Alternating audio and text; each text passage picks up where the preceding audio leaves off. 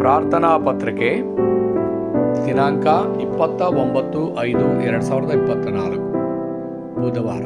ಶಿರೋನಾಮೆ: ಸಿಂಹಾಸನದ ಬಲವು ಆತ್ಮದಲ್ಲಿ ಮುದ್ರಿಸಲ್ಪಟ್ಟಿದೆ.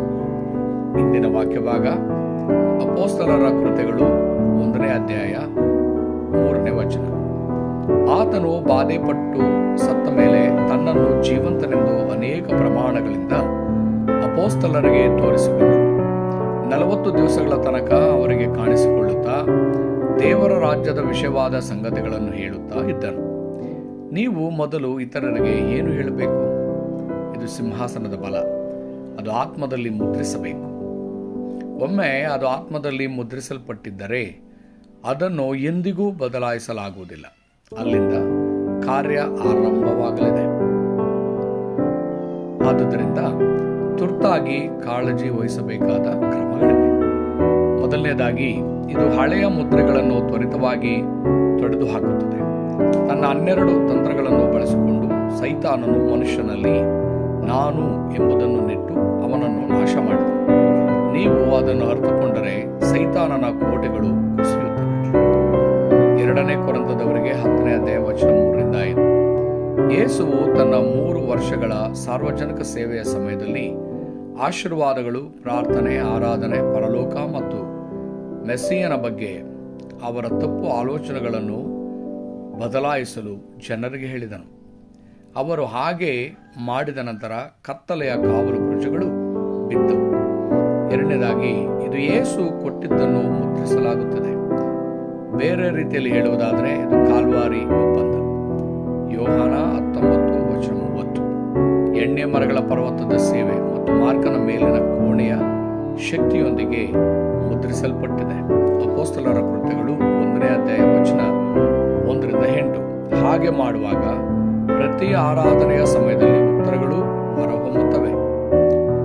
ಅಪೊಸ್ತಲರ ಕೃತ್ಯಗಳು 2ನೇ ಅಧ್ಯಾಯ ವಚನ 1-47. ಇದಲ್ಲದೆ ಮಾರ್ಕ ಅಪೊಸ್ತಲರ ಕೃತ್ಯಗಳು 11 ವಚನ 19-30 ಮತ್ತು ಭವಿಷ್ಯವನ್ನು ನೋಡಲಾಗುತ್ತದೆ. ರೋಮಾಪುರದವರೆಗೆ 16 ವಚನ 1-27. ಪೇತ್ರನು ಯೋಹಾನ 21:15-18.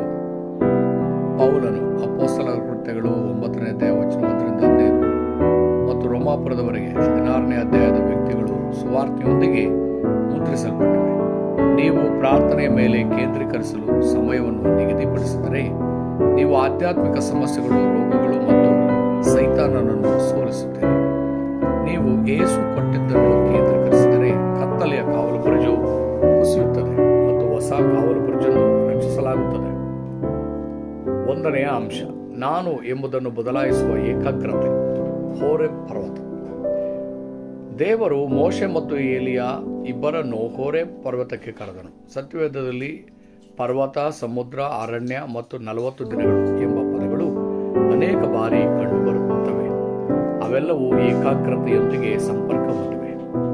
ನಾನು ಎಂಬುದರಿಂದ ಹೊರಬರಲು ನೀವು ಖಂಡಿತವಾಗಿಯೂ ಏಕಾಗ್ರತೆಯ ಸಮಯವನ್ನು ಹೊಂದಿರಬೇಕು.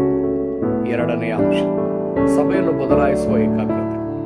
ಒಡಂಬಡಿಕೆಯನ್ನು ಹಿಡಿದಿಟ್ಟುಕೊಂಡು ಕೇಂದ್ರೀಕರಿಸಿದ ಜನರು ಒಟ್ಟುಗೂಡಿದಾಗ ಕಾರ್ಯಗಳು ಸಂಭವಿಸಿದವು.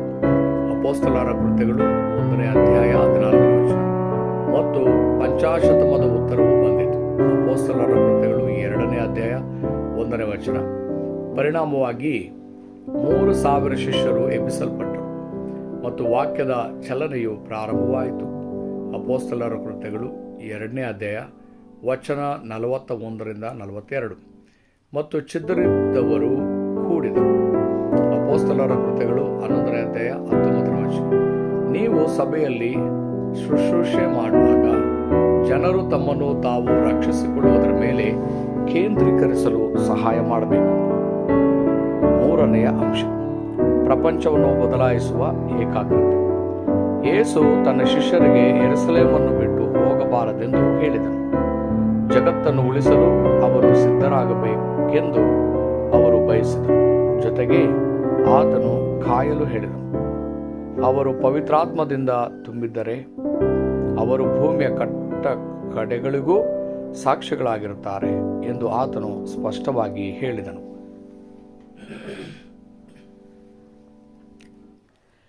ಈಗ ಪ್ರಾರಂಭಿಸಿ.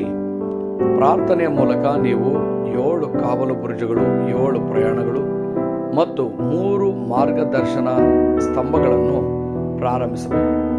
ದೇವರ ರಾಜ್ಯವನ್ನು ಆನಂದಿಸುವ ಮೂಲಕ ಮರುಸೃಷ್ಟಿ ಕೇಂದ್ರಕ್ಕೆ ಬರುತ್ತದೆ. ಇದಲ್ಲದೆ ಸೈತಾನನ ಕಾಣದ ರಾಜ್ಯವನ್ನು ಬಂಧಿಸಬೇಕು. ಹಾಗೆ ಮಾಡುವುದರಿಂದ ಲೋಕದ ರಾಜ್ಯವೇ ಬದಲಾಗುತ್ತದೆ. ಒಡಂಬಡಿಕೆ ಪ್ರಾರ್ಥನೆ. ಪ್ರೀತಿಯ ದೇವರೇ, ಈ ವಾರ ಸಿಂಹಾಸನದ ಬಲ ಎಂದು ಮುದ್ರಿಸಲು ಸಮಯದ ವೇಳಾಪಟ್ಟಿಯನ್ನು ಮಾಡಲಾಗುವುದು. ನಿಮ್ಮ ಬಲದ ಮೂಲಕ ನನ್ನ ಜೀವನವನ್ನು ಹೊಸದಾಗಿ ಪ್ರಾರಂಭಿಸುವ ಸಾಕ್ಷಿಯಾಗಲು ನನಗೆ ಸಹಾಯ ಮಾಡಿ. ಯೇಸು ಕ್ರಿಸ್ತನ ಹೆಸರಿನಲ್ಲಿ ನಾನು ಪ್ರಾರ್ಥಿಸುತ್ತೇನೆ. ಆಮೆನ್.